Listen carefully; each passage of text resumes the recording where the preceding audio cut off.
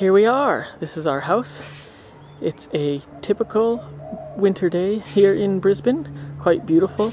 Touch on the cool side, with it only being a high of 18. Yeah, I know what you're gonna say, 18. But trust me, because there's a slight brisk feel to the air, there would be people walking around today with some layers on. It really feels like a beautiful autumn day, but this is about as bad as it gets, which is really quite pleasant. From here, we just walk down the road to get to the water. We can't get straight there. We walk down, cross that road, and just go up to the corner. As you'll see in a minute, it's not that far. If you look closely between those two buildings, you can see a glimpse of the water. So no, our house doesn't have water views. If a house here has even a glimpse of the water, then real estate agents list it as having water views and jack up the price accordingly. It's a bit of a scam. But from here to get to the water takes about 5 minutes with a nice casual walk. Really quite convenient and close. So we'll take you on a little tour and show you how to get there. Alright, that's the end of our street. From here, we just walk down to that corner. And from there, you get a great view of the water. And you'll see just how close we are. This street is one that runs all along the water. Gets a little bit of traffic due to the fact that so many people from the city like to come up to the peninsula and drive along the water and get some nice views. Further up, there's a section, quite a long section, where the road runs right along the water, so you get some really nice views. So next, we're just going to head over there. Alright, from the corner, the water is just right there. As you can see, not that far at all. There's some stairs that take you down to a sidewalk, and the beach is right there. So this is the sidewalk that runs all along the waterfront here. It runs all the way around the peninsula. Connects apparently with a trail that takes you all the way into Brisbane City. I have no idea how long it would take or how far it would be. But I do know that my commute is approximately 40 minutes and about 40 kilometers.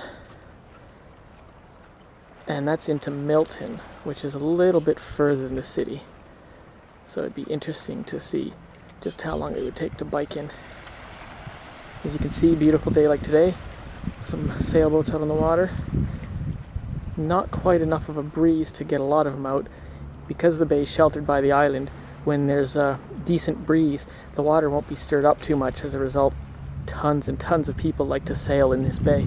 It's some days where there's just a load of sailboats out there. It's quite nice. So this is the beach. As you can see down there, we've had some pretty heavy storms, and a lot of the surface sand has been washed away, exposing the red rock underneath. We've been told that's what Redcliffe was named after. All of the red rock along the shorelines. Across the way is Moreton Island. It is one of the many sand islands that run along southeast Queensland's coast. The largest one is Fraser Island, up by Hervey Bay, close to where Brad and Wendy live. It's supposed to be the world's largest sand island. We haven't been to either island yet. It's something we'd like to check out sometime. But there is a ferry running from the peninsula to that island, so we'll have to check it out one day. We've just been so busy checking out every other part of this area and Australia. Haven't got to that one yet. Now down the way, there is a man fishing in the water. Never before have I encountered a culture so obsessed with fishing as Australia. You go into a camping store, and 2/3 of the floor is dedicated to fishing gear, and the rest will be camping gear. Everyone here fishes. Men, women, children, dogs. There are commercials for it, shows for it, tons of deep water fishing charters. Just, yeah, they are truly obsessed.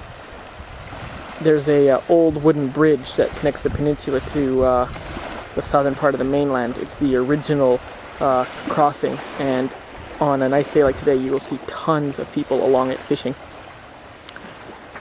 You can see along the water there's some pretty nice houses and apartments. They go for quite the penny. We've seen a few that are for sale, and yeah, they're quite expensive. But not nearly as expensive if this was the Sunshine Coast or the Gold Coast.